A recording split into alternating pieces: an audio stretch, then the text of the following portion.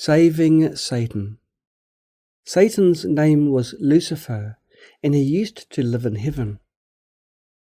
In Isaiah 14, he is symbolized as the king of Babylon, and in Ezekiel 28, he is symbolized as the prince of Tyre. As were all the other angels, Lucifer was also created by God. Lucifer was a guardian cherub, which implies he was an important figure. Lucifer was one of these highly exalted angels and was a leader. His beauty was flawless and breathtaking. His wisdom was perfect. His brightness was awe-inspiring. Ezekiel chapter 28 verses 12 to 15 describes him this way. You were the model of perfection, full of wisdom and perfect in beauty. You were in Eden, the garden of God. Every precious stone adorned you. On the day you were created, they were prepared.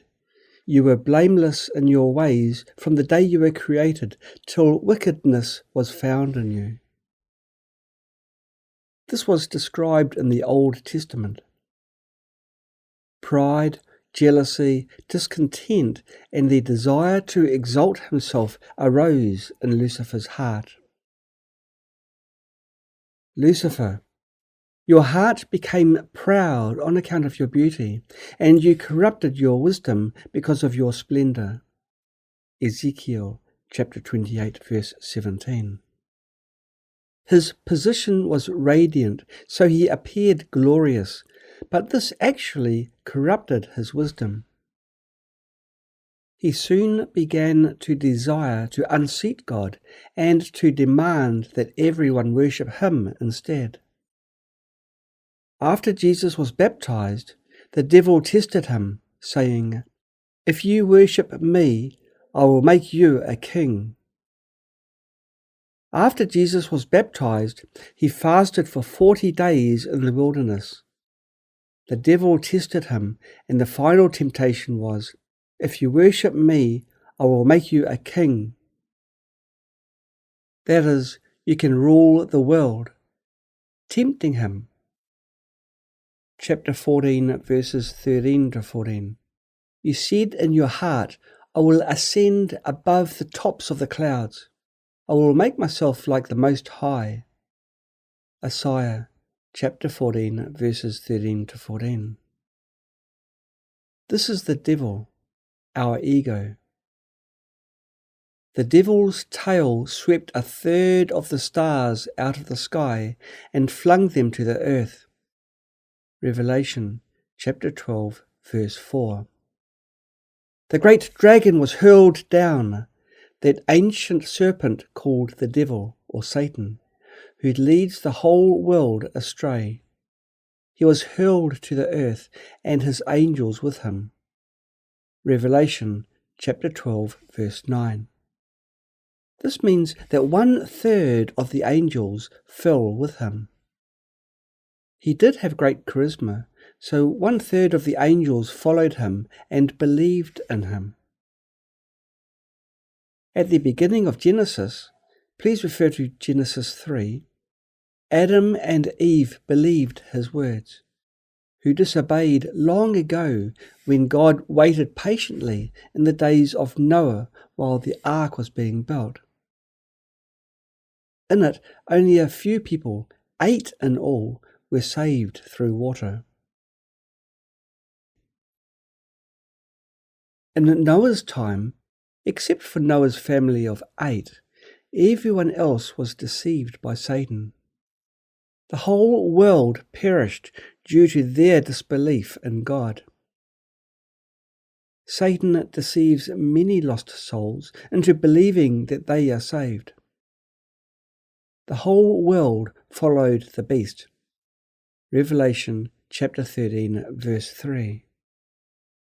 In the book of Revelation, it is mentioned that in the last days the whole world will follow the beast. But small is the gate and narrow the road that leads to life, and only a few find it. Matthew chapter 7, verse 14. For many are invited, but few are chosen. Matthew chapter 22, verse 14. But only a few are saved. This happens in the last days. Satan's deceptive power is so great that his success rate is incredibly high. Before Jesus returns, Satan will appear in the form of an angel and will be disguised as Christ. Matthew chapter 24, verses 23 to 26. Therefore, whoever claims to be Christ cannot be believed.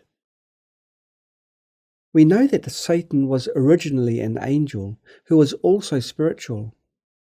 However, due to jealousy, he fell from grace.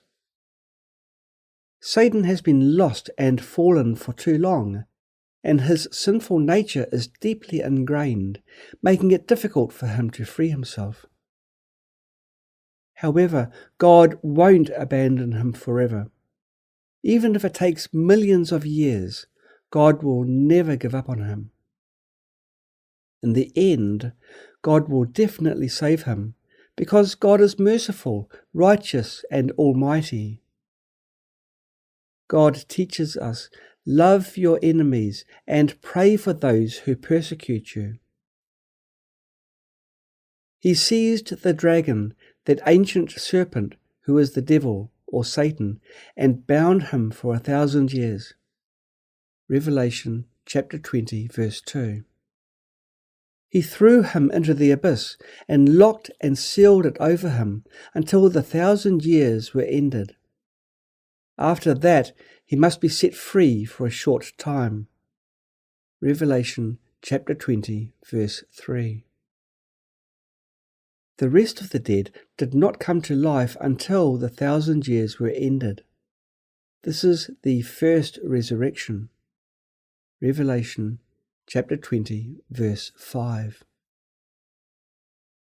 God's purpose to release Satan is not to let him harm humanity, but rather to allow those who follow him and are deceived by him to come out of hell, be reincarnated, and repent. The purpose of releasing them is to save them. Only in this way can the mercy and justice of God be fully manifested. Humans are created by God, and all humans have spirituality. Adam and Eve didn't have the nature of Satan. Humanity has been deceived by Satan and fallen from grace, so God wants to save humanity. Of course, some people are not deeply deceived and fallen, so it's easier to save them. However, there are others who have been deceived or fallen for too long and too deeply, making it difficult or even temporarily impossible to save them. These people may still have to go to hell. We know that God loves the world, not just a few people. For those who have been deeply deceived and fallen, they may be sent to hell for punishment, but it doesn't mean that God has forsaken them forever. If he were to forsake them forever, it would show that he doesn't love them. In reality, sending them to hell for punishment is to make them repent when the time is right. They will have an opportunity to be reincarnated. Revelation chapter 14, verse 6.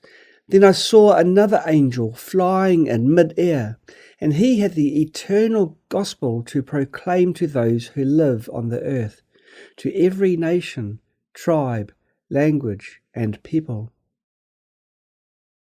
This eternal gospel is the gospel that Christ will proclaim when he comes again. It contains more and deeper truths than the gospel preached at his first coming. Since the eternal gospel is to be proclaimed, It means that God's salvation for humanity has no end. Revelation chapter 20, verse 7. When the 1,000 years are over, Satan will be released from his prison and will go out to deceive the nations in the four corners of the earth, Gog and Magog, to gather them for battle. In number, they are like the sand on the seashore. Those who are deceived by Satan are as numerous as the sand on the seashore. At that time, most people will go to hell, while only a few can be saved, because their sinful nature is deeply ingrained. However, when Christ returns, there is an eternal gospel to spread on earth. God's salvation for those who have been deceived by Satan and fallen has no end. He will never give up, and the salvation is everlasting.